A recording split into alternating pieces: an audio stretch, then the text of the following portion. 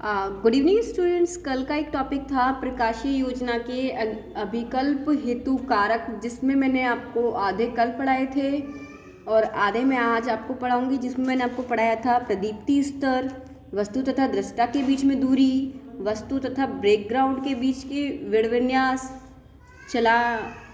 चलायमान या गतिमान स्थिति, देखने का समय, वस्तु का प्रमाप, प्रदीप्ति की समानता, प्रकाश का रंग, छाया और लास्ट में पढ़ाया था मैंने आपको चौंध।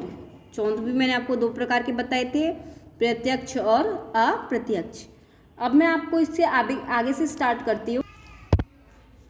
ज्योति अथवा बत्तियों के आरोपण ऊंचाई। अब इसमें हमारा क्या होता है, कार्यतल से जो हमारा प्रकाश होता है उसके बीच की जो दूरी होती है, जो ऊंचाई होती है, उसे आप आरोपण ऊंचाई कहते हैं।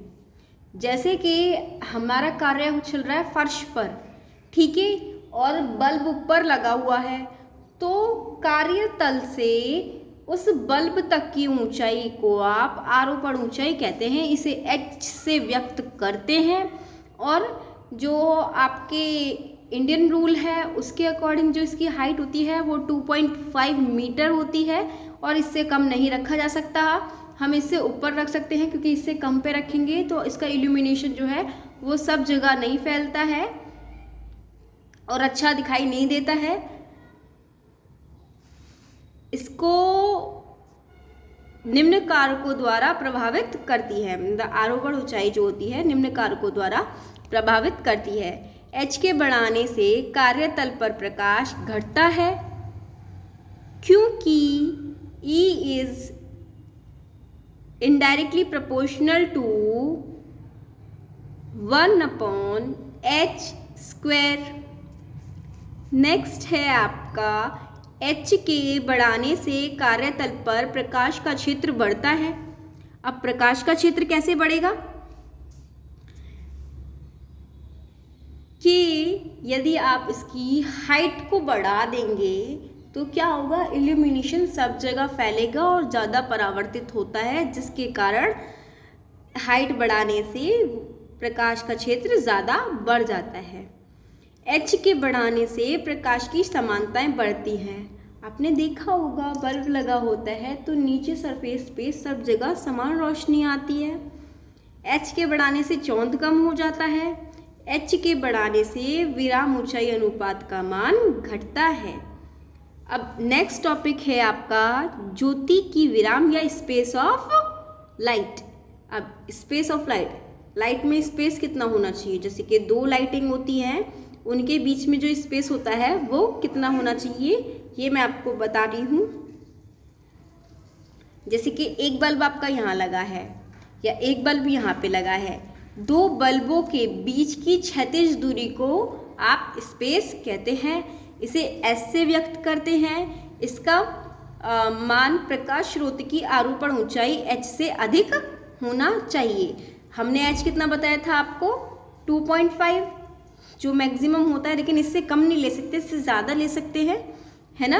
और एक समान होना चाहिए, ये नहीं है कि यहाँ पे एक पास में लाइट लगा दी फिर एक दूर में लगा दी, तो क्या होगा, इल्यूमिनेशन जो होगा वो सब जगह नहीं फैलेगा।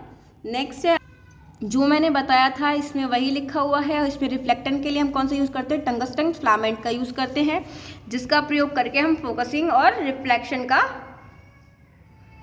काम करता है। इससे हमारा क्या होता है, s का मान कम हो जाता है। अब s का मान किन किन कारकों पे प्रभावित करता है। s के बढ़ाने से प्रकाश की समानता घट जाती है। अब हम s का मान बढ़ा देंगे, जैसे कि एक लैंप मैंने यहाँ पे लगाया, एक मैंने बहुत दूर लगा दिया जाके, तो क्या वो सेम प्रकाश देगा, नहीं देगा, सेम इल्यूमिनेशन नहीं देगा। नेक्स्ट है आपका s के बढ़ाने से ऊंचाई अनुपात बढ़ जाता है।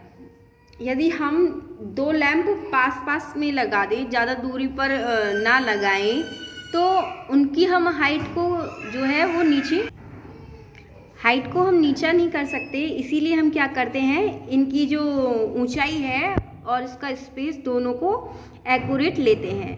नेक्स्ट है एस के बढ़ाने पे लैंपों की संख्या घट जाती है।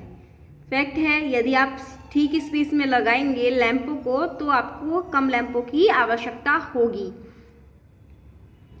अब इसमें हमें क्या करना पड़ता है, प्रति वॉट बढ़ाना पड़ता है। यदि लैंप की दूरी बढ़ा देंगे तो हमें क्या पड़ेगा, उसका जो वॉट होगा उसे बढ़ाना पड़ेगा।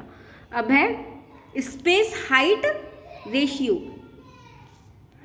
ये क्या होता है ये मैं बताती हूँ। दो लैंपों के बीच की, जैसे कि मैंने ये बता देती हूँ, ये हमारा कार्यतल है, एक लैंप मैंने यहाँ पे लगा दी है, एक लैंप मैंने यहाँ पे लगा दी है। तो ये क्षैतिज दूरी और ये ऊंचाई के अनुपात को हम वरिम ऊंचाई अनुपात कहते हैं, ठीक है। और इसे SHR से रिप्रेजेंट करते हैं। अब इसमें हम क्यों लगाते हैं, मैंने बाकी पहले दो चीज़ बता दी हैं आपको, उसके अकॉर्डिंग आप देख सकते हैं।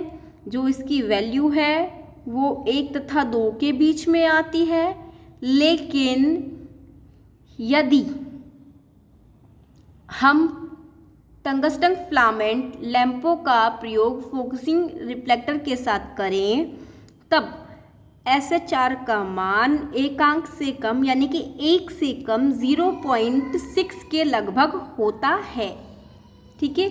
नेक्स्ट है आपका चारों तरफ की दीवार का रंग। ये आपको अच्छे से पढ़ लेना है कि आपने देखा होगा किसी के भी घर में ब्लैक कलर का पेंट नहीं मिलता है।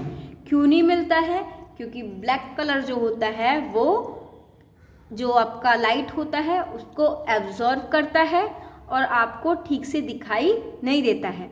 मैक्सिमम आप क्या करते हैं, वाइट कलर का यूज़ करते हैं, क्योंकि आपने हमेशा देखा होगा वाइट कलर का जो कलर होता है वो इजीली परावर्तित होके आपका जो ऑब्जेक्ट है, जो वस्तु होती है उस पर पड़ जाता है और आप उसे आसानी से देख सकते हैं, ठीक है। इसलिए हम क्या करते हैं, मैक्सिमम इमारतों पे सफ़ेद कलर की कलाई कर देते हैं। अब है परिसरों की भौतिक स्थितियाँ।